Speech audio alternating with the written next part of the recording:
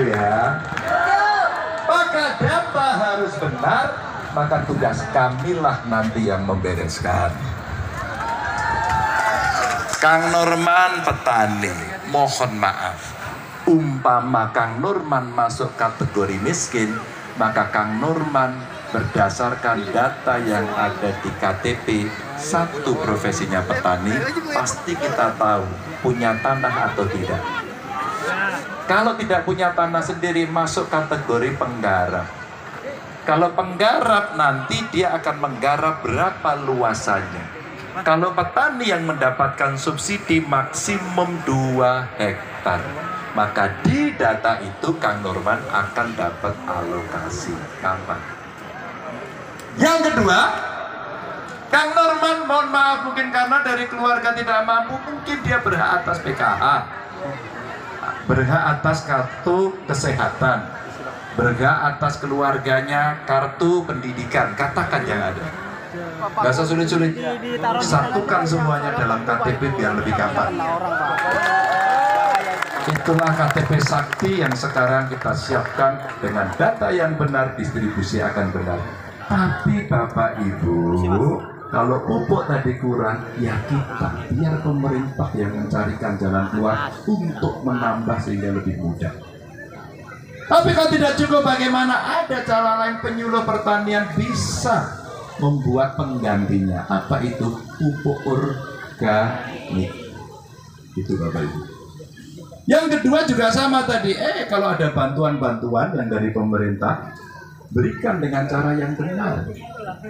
Maka kalau data, maaf, keluarga miskin itu siapa saja sih, ukurannya apa, sudah masuk tinggal dimasukkan dalam chip KTP. Begitu sudah masuk, maka itu menjadi KTP Sakti. Cara membacanya bagaimana? Tinggal ada kartu untuk membaca. Oh, ini masuk kategori, maka jaminan terhadap si orang ini 1, 2, 3, 4. Gampang apa sulit? Bapak Ibu, si keluarga miskin pun mohon maaf akan terdata dengan baik. Kalau iya, ada keluarganya yang usia sekolah, negara yang menjamin agar satu keluarga dari si miskin kita kasih beasiswa sampai perguruan tinggi. Juga kalau ada satu keluarga miskin, ada satu anaknya bisa sekolah sampai perguruan tinggi, maka dialah yang akan membantu keluarganya kelak karena dia akan mampu. Bahkan ini kalau ngomong itu jangan ngomong aja, ada contohnya apa enggak begitu. Bapak Ibu, saya ngomong karena saya mempraktekkan ketika menjadi gubernur Jawa Tengah. Sekolahnya tidak perguruan tinggi, menengah. Kami buat sekolah SMK, namanya SMK Jateng. Ada orang Jawa Tengah di sini? Banyak. Mereka kita sekolahkan di sana, terus kemudian dia mondok di sekolahan, kita kasih makan, kita kasih baju, sekolahnya bebas. 3 tahun. 3 tahun. Berapa tahun? 3 tahun. Berapa tahun? 3 tahun dia sekolah. Tahun keempat dia sudah bekerja.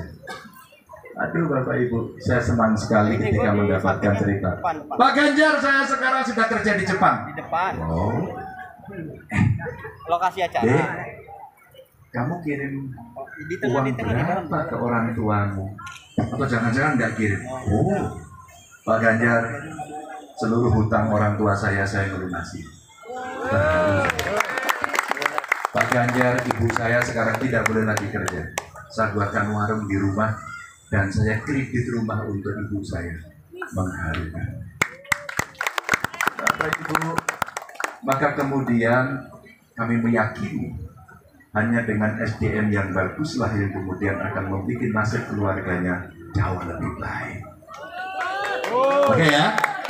Jadi kawan-kawan petani, itu yang akan kita lakukan. Dan kemudian nantinya kita harapkan ini akan lebih baik. Ada dari nelayan? Nelayan ada? Nelayan ada, nelayan. Nelayan? Yang bener. Serius? Oh, serius. Kasih Mike. Oke. Halo-halonya. Nelayan? Nelayan Pak. Nelayan? Iya. Namanya siapa? Nur Rohimin Pak. Nur Rohimin. Ainur? Rohimin. Rohimin? Iya. Rohmin? Rohimin. Saya kira Rohmin dahulu. Baik. Rohimin. Adiknya Rohmin mungkin? Anaknya Pak. Anaknya. Rohimin. Nelayan apa? Ya nelayan laut Pak.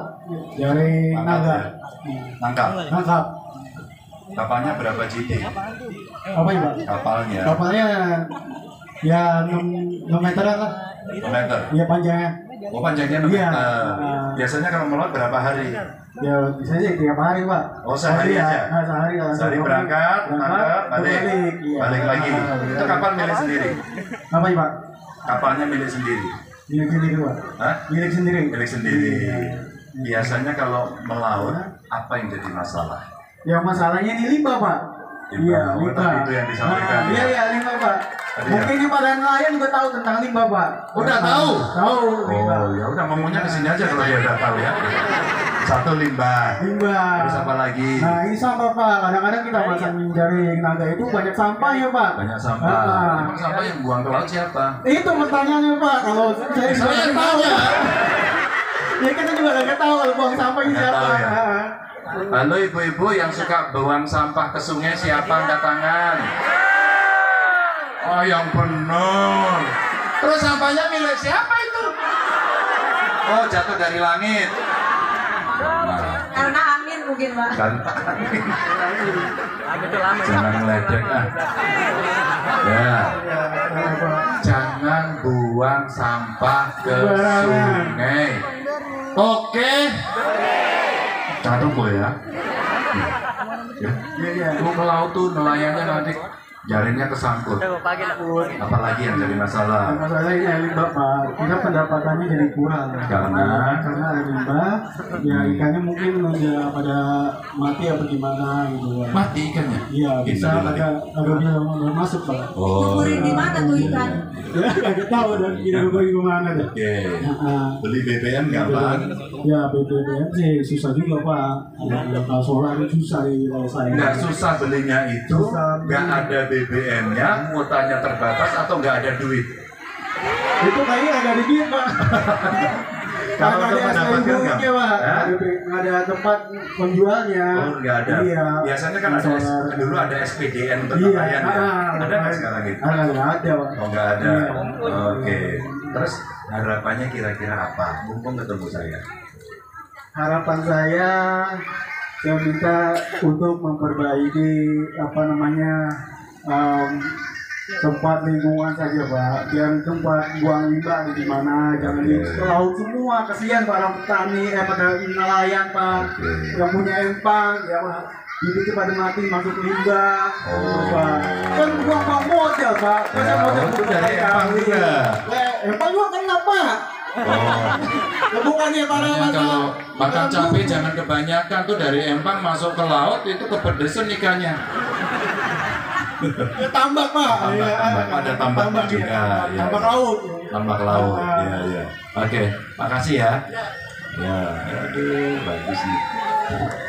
Maka Bapak Ibu, kalau Mbak Rike tadi bicara data, presisi data yang tepat, maka termasuk kawan-kawan nelayan. Berapa jumlah nelayan? Kalau kemarin waktu saya ke Lampung, Bapak Ibu, yang dikeluhkan mereka 1 BBM. Maka dulu pernah dibuat era Bu Mega kalau tidak salah, dibikin namanya SPDN. Itu pom bensin untuk nelayan secara khusus. Ya, sebenarnya bisa kita tingkatkan, bisa kita hidupkan lagi. Yang kedua, sekali lagi data nelayan. Kalau kemudian mereka itu sudah jelas, ya profesi saya nelayan, maka kebutuhan BBM-nya akan bisa dialokasikan. Di Balikpapan saya menemukan tukang ojek juga ngantri di pom bensin karena alokasinya terbatas. Alhamdulillah saya teriak kemudian di media pagi harinya PJ Gubernurnya keren, langsung direspon, diurus. Maksud saya kerja sat-sat itu adalah merespon persoalan ini dengan cepat. Maka rakyat bisa mengadu kepada pengambil keputusan dengan cara yang cepat. Lagi-lagi pengalaman saya, bagaimana cara cepat? Kasih nomor telepon untuk mengadu, nomor WA untuk mengadu, nomor SMS untuk mengadu, aplikasi untuk mengadu, berbasis website, terserah. Sehingga masyarakat punya cara yang banyak. Itulah kanal tempat mengadu yang paling bagus diberikan. Curhat yuk. Nah, curhat. Nanti kalau curhat itu langsung masuk data, laporannya lebih gampang. Bapak Ibu yang sangat saya hormati, maka waktu saya di Lampung, Pak Ganjar, kami mengurus izin kapal. Sulitnya minta ampun. Karena kebetulan menterinya saya akan adikkan, saya telepon beliau. Serahkan kepada saya. Cepat. Oke, saya telepon. Mana datamu? Kita berikan. Ternyata setelah mau diurus, oh ini urusannya di provinsi. Ternyata lebih panjang lagi. Maka Bapak Ibu, kenapa kemudian butuh satu kanal aduan agar siapapun pemerintah yang mendapatkan informasi itu segera berikan kepada yang berwenang secara cepat. Itulah satset, itulah cara cepat dan tas. Bapak Ibu, terima kasih. Banyak sekali cerita yang kita sampaikan, tapi dua pada persoalan tadi, petani, persoalan pupuk, nelayan, di sini ada sampah, ada BBM, petani ada obat-obatan. Itulah PR kami. Kami sangat senang bisa mendengarkan masukan dari Bapak Ibu, karena inilah yang akan kita serap untuk menjadi program. Terima kasih. Salam untuk warga Bekasi. Pokoknya I love you full. Terima kasih. Wassalamualaikum warahmatullahi wabarakatuh. Waalaikumsalam. Sebentar, cek dulu. Nanti udah assalamualaikum, lupa surat suara. Surat suaranya warna Ganjar Mahfud abu-abu nomor Ganjar Mahfud abu-abu lagi Ganjar Mahfud abu-abu nomor 3. Buka dikit. Kita foto dulu. Biasa, luar biasa. Ini Mbak Rika keren ini. Saya titip ya Bapak Ibu.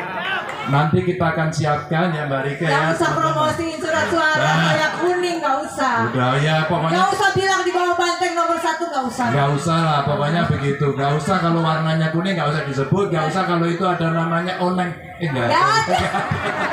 Namanya Rika, gak usah. Ini bukan promosi, gak usah. Pokoknya surat suara kuning bawah banteng nomor 1 gak usah diumumin, Pak. Iya, surat suaranya yang warna kuning, ada banteng, ada tulisannya Rika itu gak usah. Ya. Yang ada yang abu-abu. Abu-abu. Oke. Nomor. Rambutnya. Buka dikit. Kita foto sebentar. Baik, Bapak Ibu dengan Pak Ganjar Ikut foto? foto sesi foto bersama.